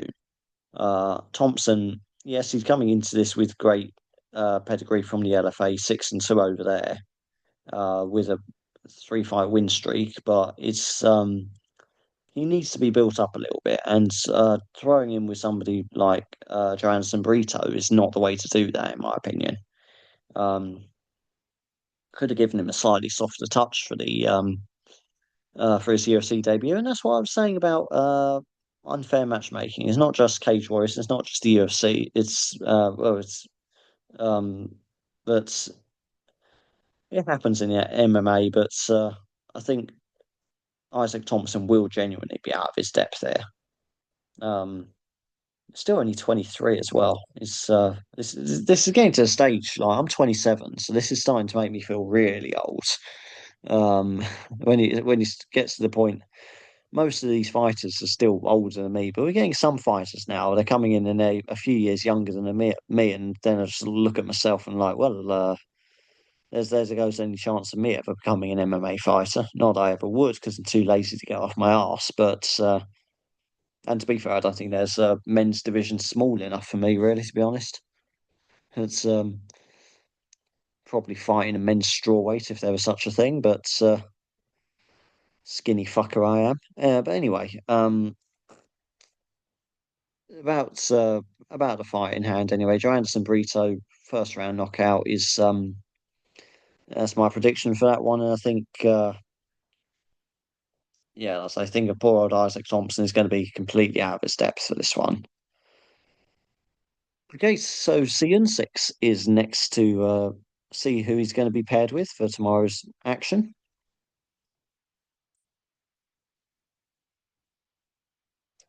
Yaroslav Amosov there again for CN6. He's come up quite a few times now, actually. I've kind of lost track of how many he's been paired with, but up against Neil Magny, who I suppose again Neil Magny being slightly screwed in this matchmaking, but at least he is probably I think he's got to be the most experienced fighter on the card, surely. And he is on a two-fight win streak with finishes as well. So he's kind of justifying a tough matchup for his next fight, and having a former Bellator champion coming in and making his UFC debut, well, he's going to need a tough opponent, and Neil Magny is certainly a tough opponent. There's no denying that. So I think, as I've mentioned before, Amosov going to get the uh, unanimous decision in this one. And that's what the bookies think as well. He's a heavy favourite there, 420 minus 420 days. So that's about 4-1 in normal odds, normal fraction odds. But in any case, that's one time I do agree with the bookies. But I think that's almost as surefire a ticket as you're going to get through to the second round there for CN6. Okay, so Spockling is next to see which fighter is going to be representing him tomorrow night. And speaking of fighters that I don't think have a chance, Lance Gibson Jr. Lance Gibson Jr. there for Spockling, uh, who is up against King Green, and a few others have had King Green in so far in this game, and it's he's again not he's lost his last couple of fights, but he's still very experienced veteran, and compared to Lance Gibson's only had 10 fights in his MMA career so far. And yes, he did have a good run in Bellator. Um, but I think that King still demands a position in the UFC that is, well, higher than fighting the likes of Lance Gibson, um, or fighting people making their debut. If of course, if they were in the same weight class, or if then I'd say somebody like King Green would be a fairer matchup for Amosov, although obviously they're not, but in the same weight class. But if they were, that's a sort of that would be a much fairer fight. Um, but yeah, I just don't see um, how Lance Gibson Jr. plans on overcoming that huge gap in experience. Um, because yeah, he had a good run, 5-1 Bellator, but that's not the same as being a former Bellator champion. Um, sticking with the Amosov comparison there, but and King Green is he's fought pretty much everyone in the UFC's lightweight division. You can pretty much name any significant UFC lightweight from the last 10, 15 years, and King Green has fought them. What win or lose? Well, that's a different matter, but been in there and got that experience of fighting them. So the old iron sharpens iron theory. But I just don't see how Gibson's overcoming that gap in experience. There's just so many fights between them. Uh, as I mentioned earlier, it's 40 fights worth of difference. That is a whole career's worth of experience, the gulf between these two. So how on earth Gibson can overcome that, I've no idea. But anyway, so I think your Spockling is going to need a lot of luck to get through in this lucky bastard game to get through to the second round. Okay, so me, Steve Terry. Let's see who I get drawn with. Let's see who the wheel's got in store for me. And of course, the wheel wants to take the piss by giving me Melissa Croden, the lady who I I discounted last time and proved me wrong, and who again I'm going against this time around as well. Um, the UFC's obviously heard that and decided, right, okay, you're going to not give her flowers, then I'm going to pair you up. You're getting Melissa Croton for this round, and I suppose I deserve it. But as I mentioned, I've several times now. It's getting to a stage where because most of these fighters would have come up by now anyway. There's not really much much else I can say about them. So other than just going over the same old points, so try and keep it a bit shorter than some of the uh, earlier breakdowns. But as I've mentioned, Luana Santos should be good enough to get a decision win over Melissa Croden. Um, Melissa Croden, as she is going to win, probably by knockout. That's what she tends to look for. Tends to look for knockouts and tends to, and a lot of them tend to come late as well. She has quite a large number of third round knockouts in her career as well. It's never been finished either, so tough cookie, but still early days in her career. Luana Santos obviously looks for the subs, but again, I think Croden's going to be too tough to finish. But I can absolutely see it being that the fight goes the distance and Santos gets her arm raised at the end of it, at the expense of me and everybody else who's been drawn with Melissa Croden so far. Okay, so the Dirty UFC Man is next to learn his fate. Let's see what the Dirty UFC Man's going to be paired with.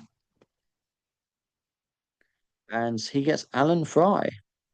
Alan Fry there for Dirty UFC Man in that fight that I've said before is a complete 50-50 coin flip heavyweight fights against Mary Pats.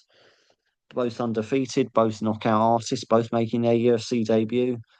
Not a lot to split between them, so it's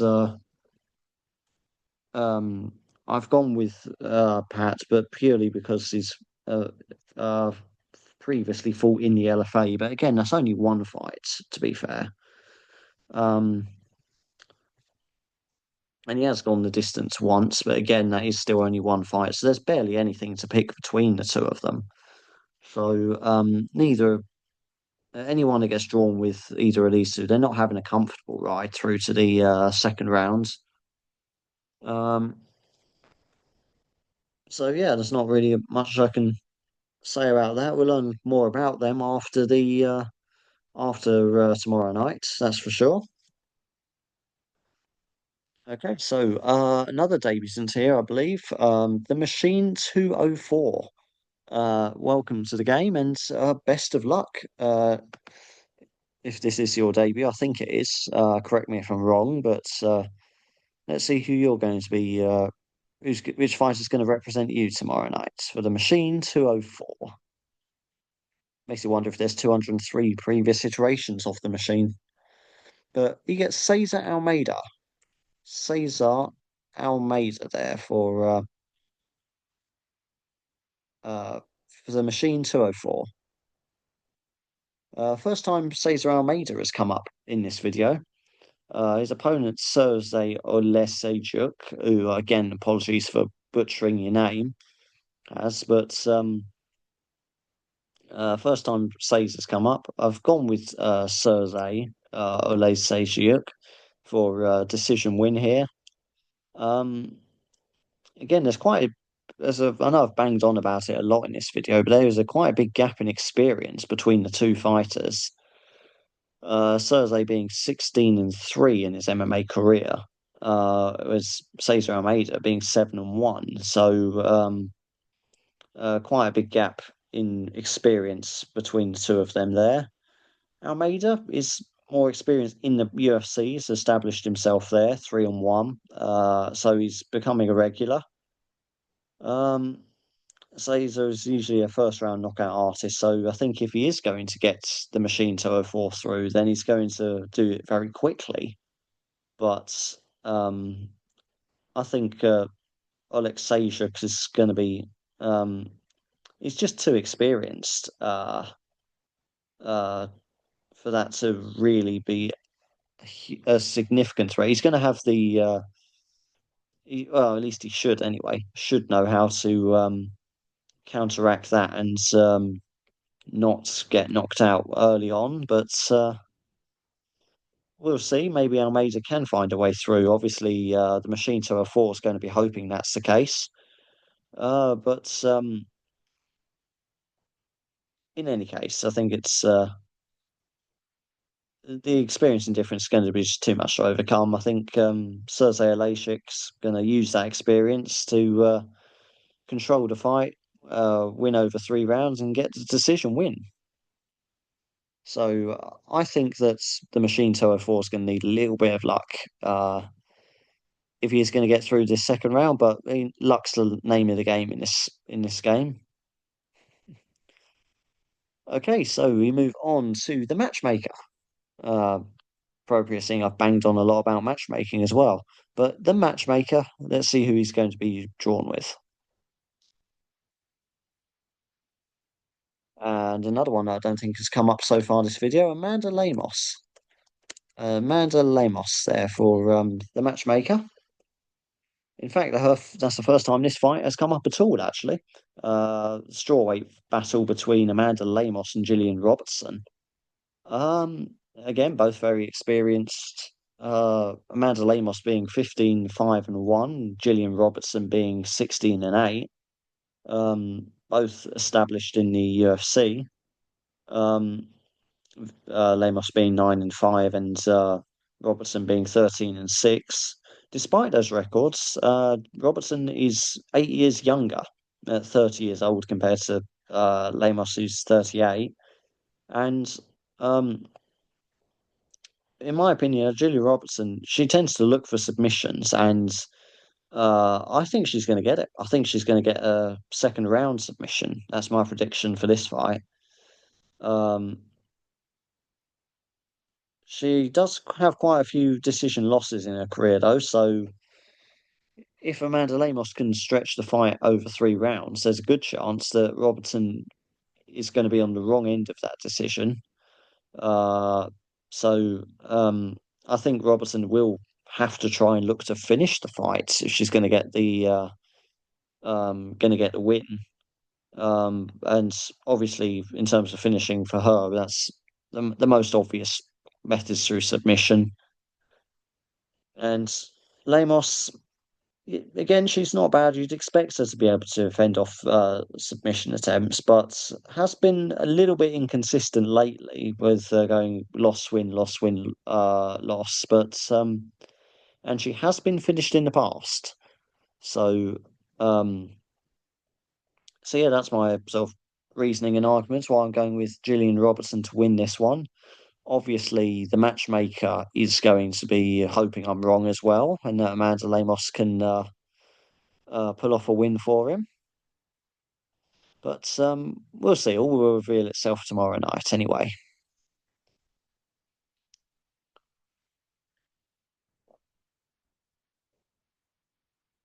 Okay, so we move on now to the MMA historian.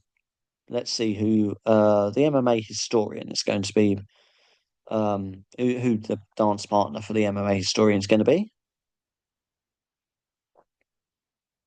And Alan Fry. So that's another one tossed into that 50-50 fire. 50-50 bonfire. That is the undefeated heavyweights clash in the prelims between Alan Fry and Gormere Pat. Again, not really a lot to say about this, other than obviously Alan Fry, every single fight he's won by knockout.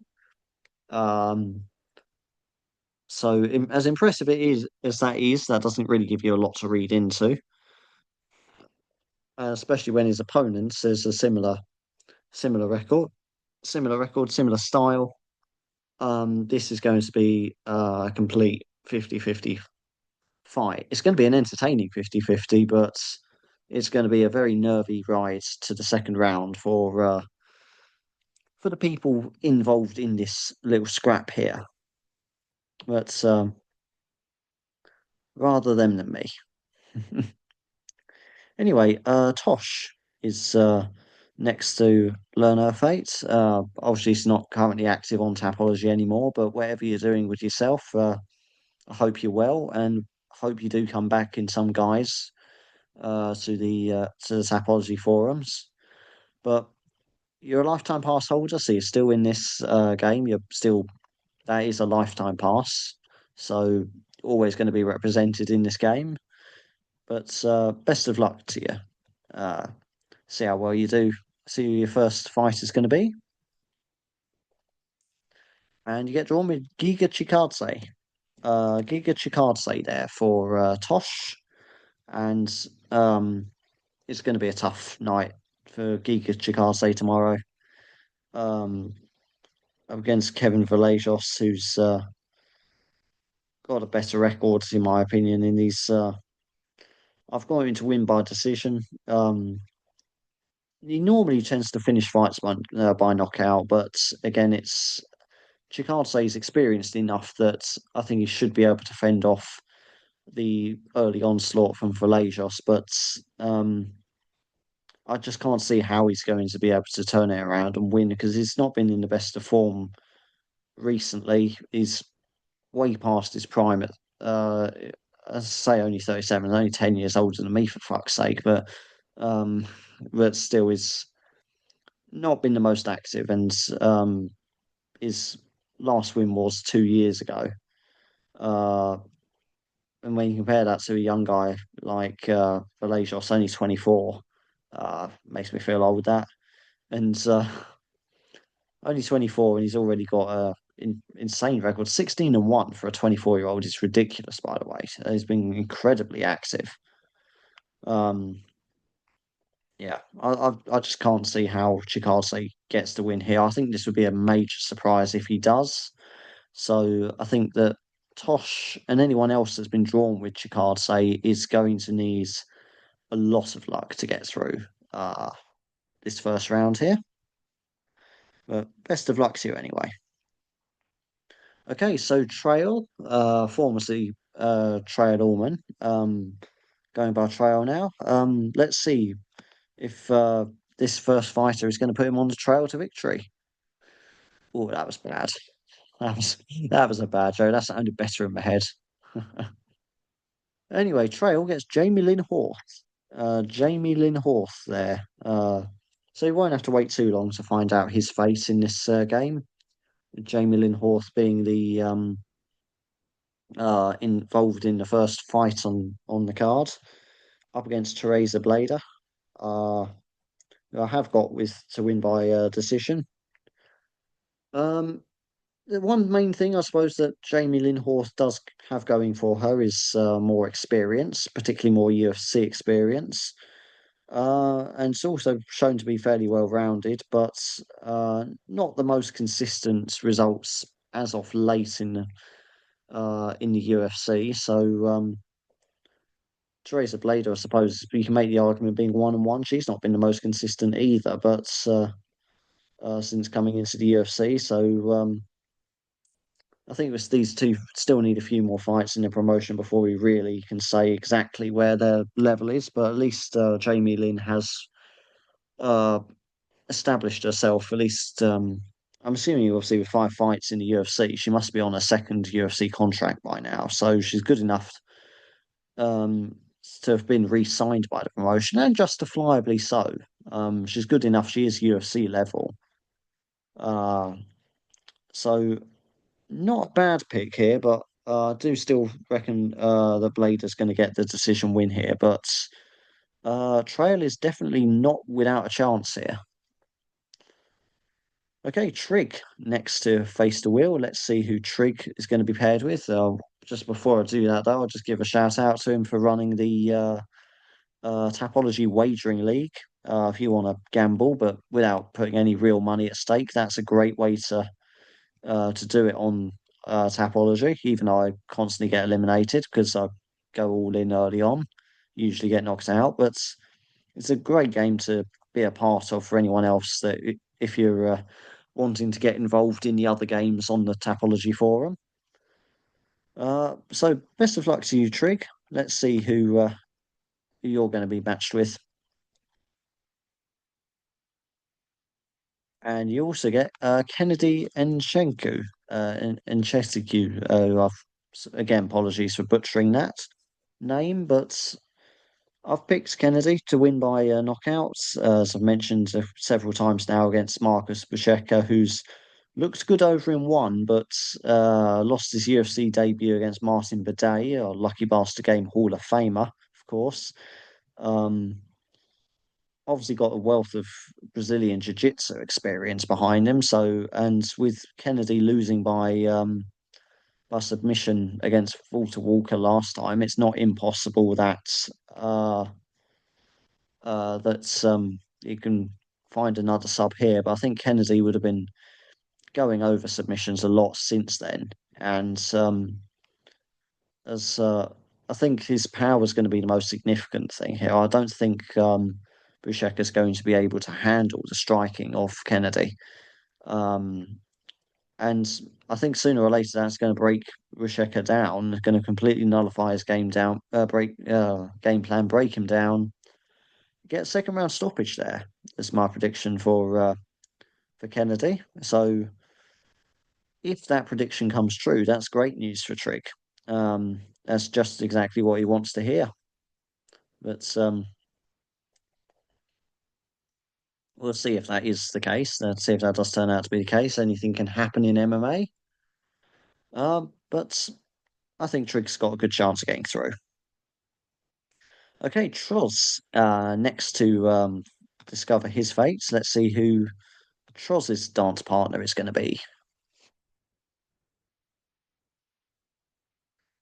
Not a great pick here. Again, Giga Chikadze, who I've mentioned several times. I'm just not confident in him at all, to be completely honest. But yeah, Troz with Giga Chikadze there, and going to need a lot of luck against Kevin Vallejos, um, who I can completely see just outworking Chikadze over the 3 rounds. And yeah, I can see.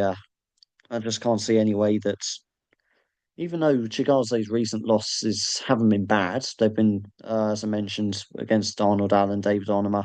They've been good, they're respectable losses, but I'd say Velicious is about the same level as those guys.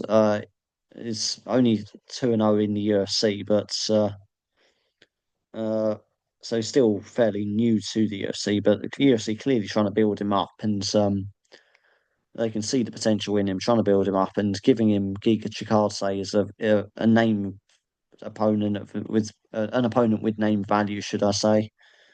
And yeah, this is just classic feeding the old to the young matchup that the UFC so often does with its veterans. It's I think yeah, Troz, you're going to need a lot of luck to get through here. Okay, so down to our last three users now. So to those of you who are waiting for this video to come to an end, you're nearing the end of it. Um, Uber Industry, our German alliance, of course, between Uber Match and Schwer Industry. Uh, the only alliance still alive at this moment in time. So, best of luck to you. Let's see how you get on. Let's see how the German alliance gets on against the wheel. Oh, Marcus Buchecker there for Uber Industry.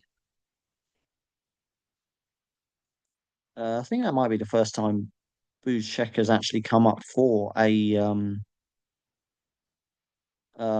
user on this actually. Of it has his opponent Kenzie and Sheku several times, but I'm pretty sure this is the first time that Marcus has. Oh wait, no, he did. Geneva 65 got him earlier. Yeah, Geneva 65. Was there anyone else? Nope, no, just so yeah, it's Uber Industry and Geneva 65, both with Marcus Buchecha there anyway. Um, and I've banged on about this fight a lot because this might have actually overtaken the main event as being the Lucky Bastard Game main event with so many people going on Kennedy and Sheko. I've completely lost track of it all by this stage, but there might be more on Kennedy than there are on. Uh, yeah, there might be more in this fight than the main event now. So this might be our Lucky Bastard Game main event. I'm not 100% sure anymore. But as I say, Busheka is very good on the ground, serious submission threat. But is he a one-trick pony? I think so. And in this day and age of MMA, you just can't be a one-trick pony. You gotta have a much more well-rounded skill set, and that is what Kennedy has in abundance. Yes, Kennedy's got that knockout power, but there's so much more to his game beyond that. So that even if Kennedy doesn't find the finish, I still think he's gonna get the win over the distance anyway. So supposing, of course, he doesn't get submitted, that's really Marcus's main method of victory if he is going to uh I say if he is going to get the win.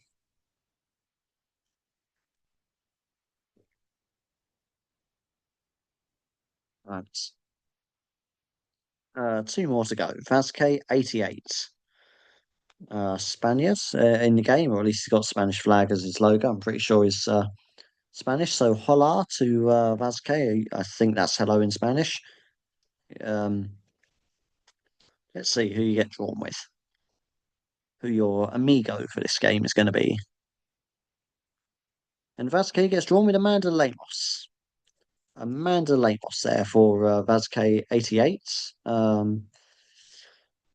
And yeah, as I've mentioned, up against Gillian Robertson. I don't think anyone's had Robertson yet, but obviously we did have the matchmaker with Amanda Lemos earlier. But Gillian Robertson, I wouldn't be surprised if she finds a submission win here. Um, it's not impossible, given that that tends to be her main method of victory, how she tends to look for wins. Um, and Lemos has been finished in the past. Um, both very experienced, but Robertson again has the advantage uh in her career, 16-8 compared to Lemos's 15-5-1. Um, More experience in the UFC too, 13-6. So that's another insane one. Again, there's not many fighters that have claimed to be able to have nearly 20 fights in the UFC. Um, but Robertson's one of them compared to the 9-5 of Amanda Lemos. Still very impressive record, enough to pretty much call her a UFC veteran at this point.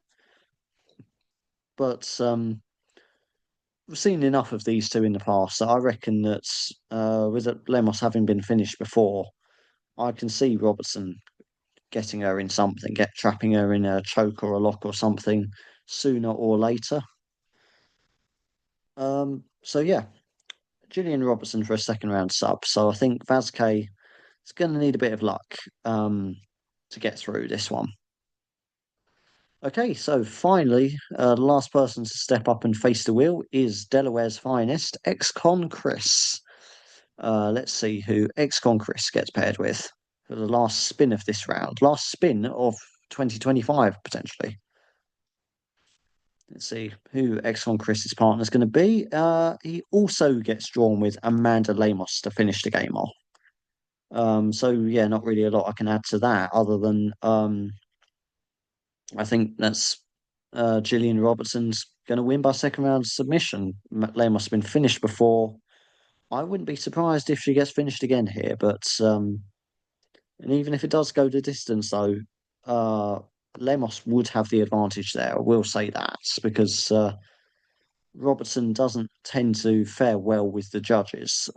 She had a lot of decision losses in her career, six to be precise. So if Lemos can drag out a decision, she could most likely end up having a hand raise. So I'll just end on that little slither of hope, that silver lining. But of course, given that nobody has been drawn with Robertson, best of luck to everybody that's got Amanda Lemos. Right, so that concludes the first round draw for the 34th edition of the Tapology Lucky Bastard game. I'll just go through all those names one more time. Um, Right. So we have A or A Laugh My Arse Off and AZ with Isaac Thompson. Baron von Rattus with Stephen Asplund.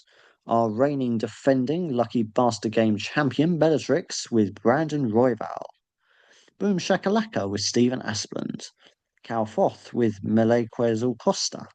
Ken Hager Ariz with Neil Magnay. C. Collins 44 with Giga Chiazze. Cheeseball with Alan Fry. Chimpsmack with King Green. Cool Hand Puke with Yaroslav Amosov. Kostradamus with Melissa Croden. D1, D4, K10 with Sergei Olesiuk. Damien Handel 420 with Brandon Royval. Dr. Maxis 2 with King Green. El Guapo with Manel Cape. Foghorn Sam with Gulhereme Pat. Geneva 65 with Marcus Bucheka. Grahamon with Brandon Royval. It's Your Boy SB with Melissa Croden. Jack Soto with Kennedy Njeku, as is JP de Champ 27. KK Kombu with Jamie Lynn Horth. Knife Rusty with Giga Chikadze. Cushy Cake with Sean Sharaf. MMA Autist are debutants with Yaroslav Amosov. Mule Floyd with Melissa Croden. Piggy Bank with Manel Cape. Rigno with Miliquezul Costa. Shat with Joanderson Brito. Siyun6 with Yaroslav Amosov. Spockling with Lance Gibson Jr. Me, Steve Terry with Melissa Croden. The Dirty UFC Man with Alan Fry. Our other debutant in the game, The Machine 204 with Cesar Almeida. The Matchmaker with Amanda Lemos. The MMA Historian with Alan Fry. Tosh with Giga Chikadze. Trail with Jamie Lynn Horth. Trig with Kennedy Ncheku. Troz with Giga Chikadze. Uber Industry with Marcus Bucheka. Vazquez 88 with Amanda Lemos, as is Ex-Con Chris also with Amanda Lemos. So that is the first round draw for the 34th edition of Tapology Lucky Bastard Game in a nutshell. And that's a real mixed bag, isn't it? It's I feel like most of the fights have been covered. I think all of them have actually, one way or another. I think every single fight has not every fighter, but every fight is has been involved in this game. And it does feel like there's a few in particular. Kendi and Cheku, Brandon Royabao, Amanda Lemos, Melissa Croden, Yaroslav and Mosov. They're the ones that really stick out as having come up several times in this draw. So not necessarily the most spread out, I would say. There's quite a few double ups and head to heads, probably the most double ups and head to heads we've ever had. Going to be one hell of a confusing first rounds. But anyway, all I will say is that the UFC is about to go on a bit of a break for the next 5 weeks or so, as it always does this time of year over Christmas and New Year. I think the 29th it's going to be back on. I'm not 100% sure. Don't quote me on that. So anyone who goes out in this round could find themselves out of the game for a very long time because the second round isn't till another well over a month potentially. Um, we do sometimes find other events in the meantime that we agree to put them on. If there's, we've done it with the massive, great big boxing card that we did a couple of years back, I think. Or maybe it was last year. But in any case, we'll see if anything else comes up. But this could well be the last Lucky Bastard Game video of 2025. So all that leaves me to say is good luck to everybody who's been drawn in this game with your fighters. Good luck. I hope they win their fights respectively. If you got any bets on this card, good luck with them. Obviously, if you've got all your picks on Tapology, best of luck scoring the most points you can with them. And well, until the next round, whenever it is, however many of you are left, all I'm going to say is have yourselves a very Merry Christmas and Happy New Year. And I'll see you. I'll see you when I see you for the second round, whenever that is. But until then, Merry Christmas, Happy New Year, and so long for now.